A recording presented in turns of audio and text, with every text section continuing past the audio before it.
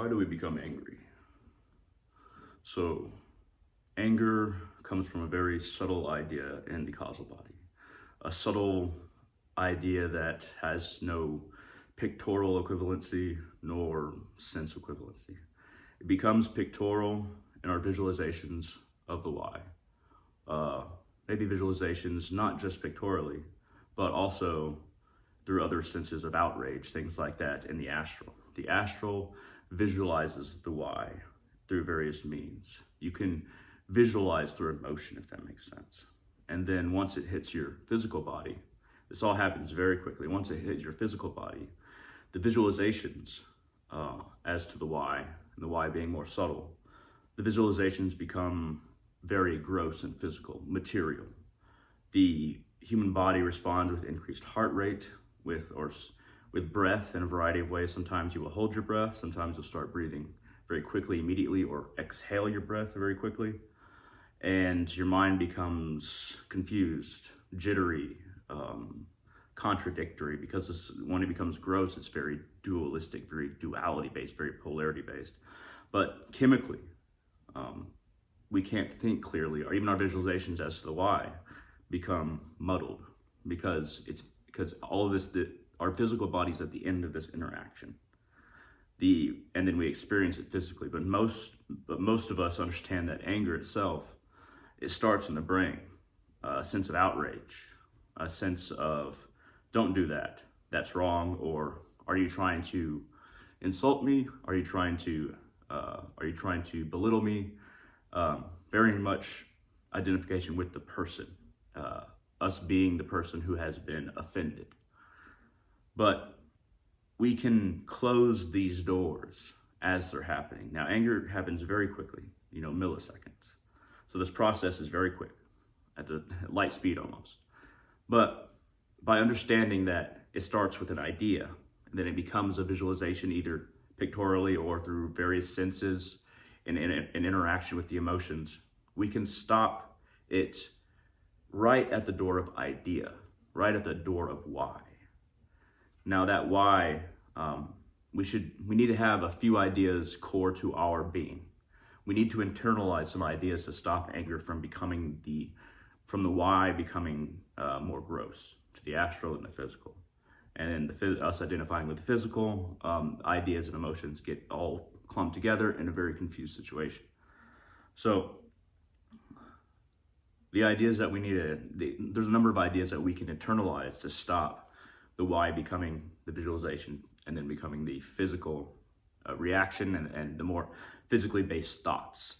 Examples of ideas that we can internalize to stop the process from befuddling our minds and becoming physical outrage in the body are everything is one.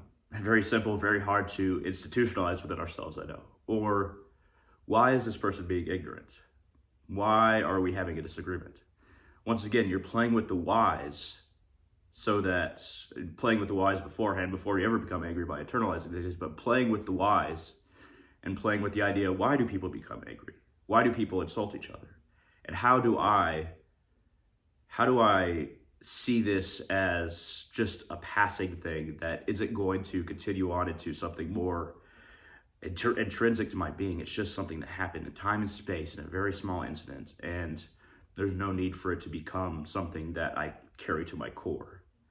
So contemplating anger and why you become angry and the ignorance of people, internalizing that sometimes people are ignorant. Sometimes people get angry at us and then we get angry. And sometimes people don't realize that everything's a part of the same thing. And once we contemplate that more and more and internalize those contemplations, contemplate how everything is one, contemplate how people are ignorant and will continue to be ignorant. That doesn't mean we need to react. Contemplating these things beforehand, internalizing the oneness and the intrinsic infinity of our being beyond this moment, contemplating infinity can help us not become angry. However you want to contemplate infinity, be it through worship, through study of philosophy, through contemplation, meditation helps a lot in all these things. However you want to internalize infinity and the limited moments where these things happen, however you can internalize that will help you close those gateways before they become something that we make worse, or that we continue like a snowball down a hill to become something worse and worse, and even worse and worse in our minds, making one little trauma into a bigger trauma by reliving it again and again and again, by not realizing that we don't have to carry that moment with us. And in fact, we choose for us to be more affected by it by continuing to carry that moment. And there's all these little moments in our lives. They go from very mild, very small incidents to very big ones. And the bigger ones are much harder to combat with internalization of our own infinitude. But they all essentially work the same way. And we can overcome anger in essentially the same way, or outrage in response in essentially the same way.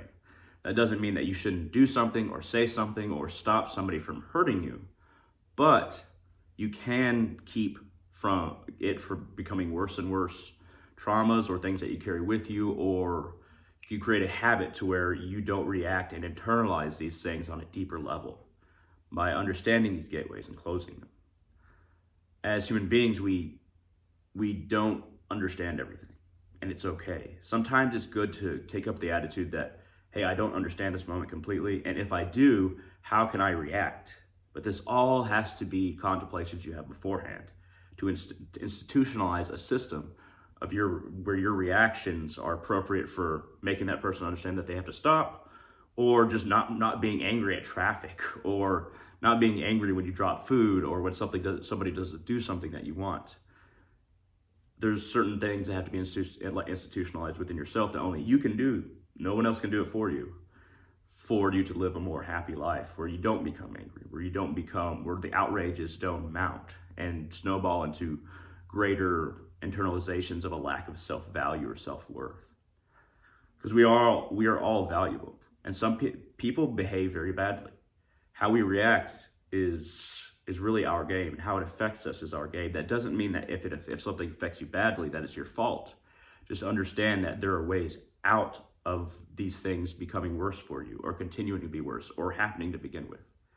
It's not so much about fault, because there's going to be plenty of people in the world that do awful things. And you should get out of those situations, and you could tell somebody and communicate things clearly to somebody when you're in a situation where you don't like something. And also contemplate, like, am I misreading the situation? Contemplate that as well. But all these systems have to be layered beforehand, once again. But you can also enact this on previous relived trauma, or something bad happened in your life and something triggers that memory again.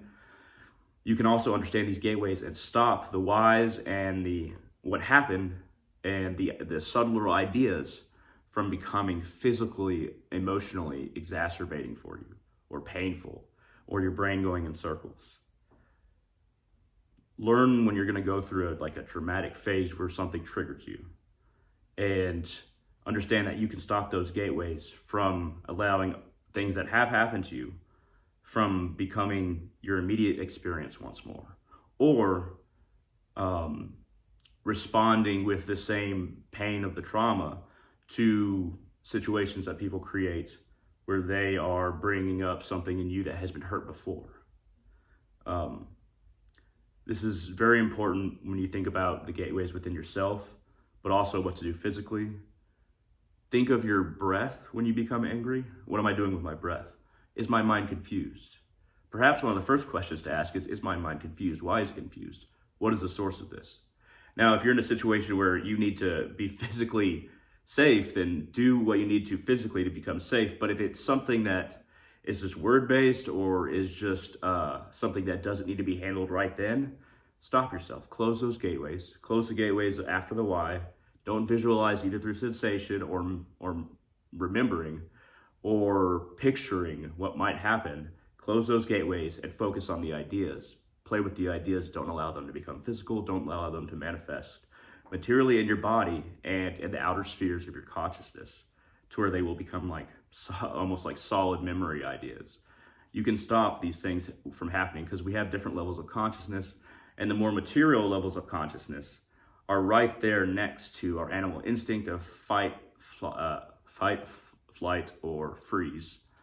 And when we often experience emotion through the very grossest of things when they're negative emotions. So Notice what happens in your body. Notice how your mind reacts.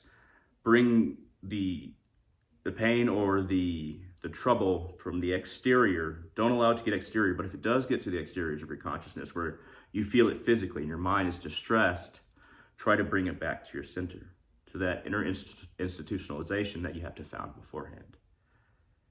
At any rate, I hope this has been interesting. This is how to not become angry and deal with trauma. If you have any questions, comments, concerns, shoot them down in the comment section below on YouTube, and feel free to share this video wherever you like. Like this video, it really helps out the channel, it helps traffic and things like that. At any rate, thank you very much for watching, and I hope all of you have a wonderful day.